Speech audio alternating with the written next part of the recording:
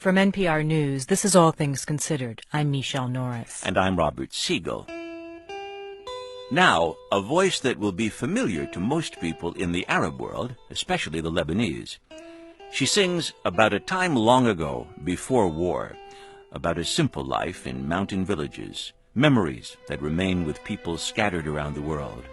NPR's Jamie Tarabay has the story of the singer who goes by one name, Fairuz. She's the latest in our year-long series of 50 great voices. You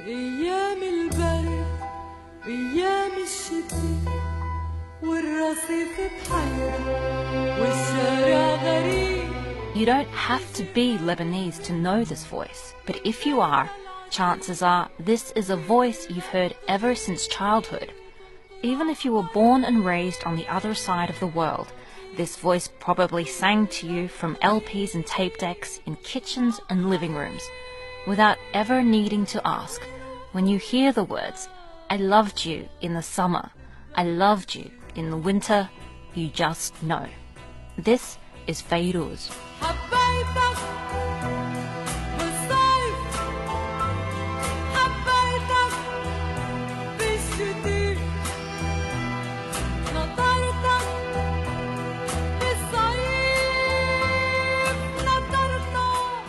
Her real name is Nihad Haddad, and she was born in 1935 in a Lebanon that was still finding its place in the Arab world.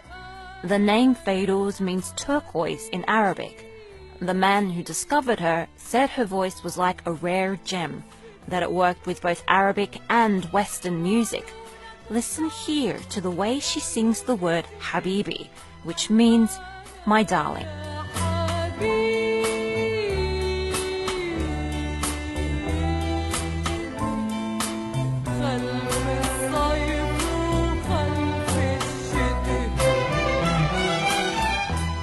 Her voice is very delicate. Virginia Danielson is an expert on Middle Eastern music at Harvard University. It's extremely flexible. She can produce the kind of ornaments and the delicacies of pitch and intonation that are so much a part of Arab music with great ease. And her singing very often feels effortless.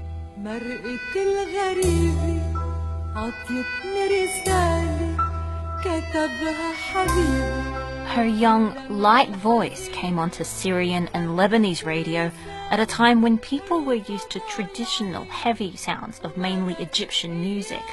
The songs, composed by her husband Asi Rahbani and his brother Mansour, were short, sweet and modern, radically different from other artists whose songs sometimes lasted half an hour. They came up with an alternative model, a model that's light, still elevated, nostalgic. Nasser Al-Tai is Associate Professor of Musicology at the University of Tennessee.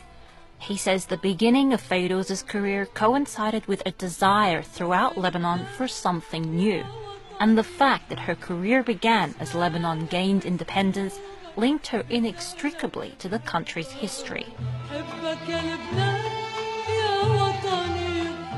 And her voice sang for an undivided Lebanon.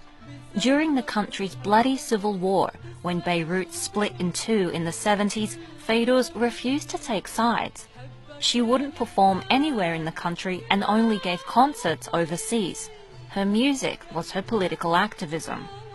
One song in particular, war-weary Lebanese clung to at a desperate time. They still do.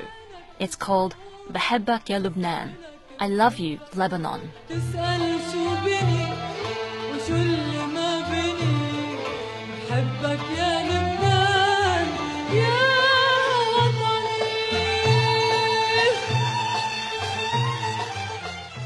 She sang about a unified Lebanon, from its north to its south, from its hills to its valleys, in poverty and richness. And she culminated that stanza by saying that one piece of its sand equals the treasures in the world.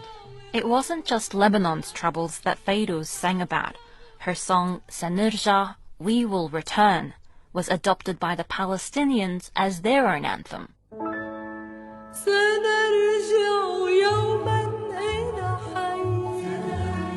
ونغرق But she wasn't always political. The theme of so many of Fairuz's songs centered on village life in the mountains of Lebanon. Songs about nightingales, drunken neighbors, the smell of jasmine, fig trees and vineyards, and crazy bus rides up steep mountains. Like Hadir el-Bosta, a song about a bus ride from the village of Hamlaya to Tanourin.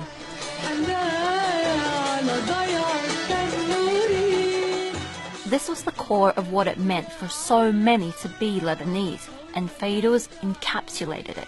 And it was her voice that Lebanese took with them as they fled the war and began new lives on the other side of the world. And where they went, Fairuz went too, touring in her own style. Her concerts weren't flashy affairs with outrageous costumes. She had traditional dancers and an orchestra. And as she's done throughout her life, Fairuz relies on her voice to win her audience. That's something Bassam Sabah can speak to. He's a Lebanese musician who now runs the Arabic Orchestra in New York City. His favorite instrument is the oud, a Middle Eastern lute. His oud has accompanied Fairuz, recording albums with her and performing alongside her. He remembers teasing the diva for her seemingly aloof stage persona. Her personality, the way she was, we used to criticize her with love, that she is very serious on the stage. Her seriousness on stage is part of Fairuz's mystique. She's very conservative when she performs. The most animated she ever gets is to clap or wave her hand a little in the air to the music. But her appeal stretches to the West. Fans everywhere from Paris to Vegas, who don't necessarily understand the words, but love her voice and the melodies, sell out her shows. This is Fairuz at London's Royal Festival Hall in 1986.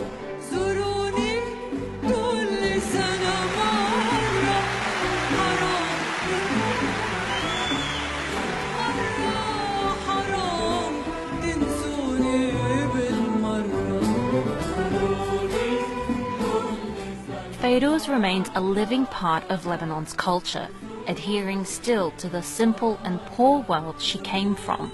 She still refuses interviews, still lives in Beirut, and every year she goes to church and sings the Passion for Good Friday. Her voice, while not as powerful as it used to be, is still great.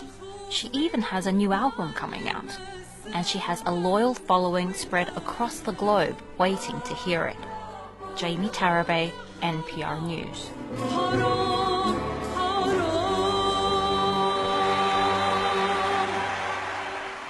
You're listening to All Things Considered from NPR News.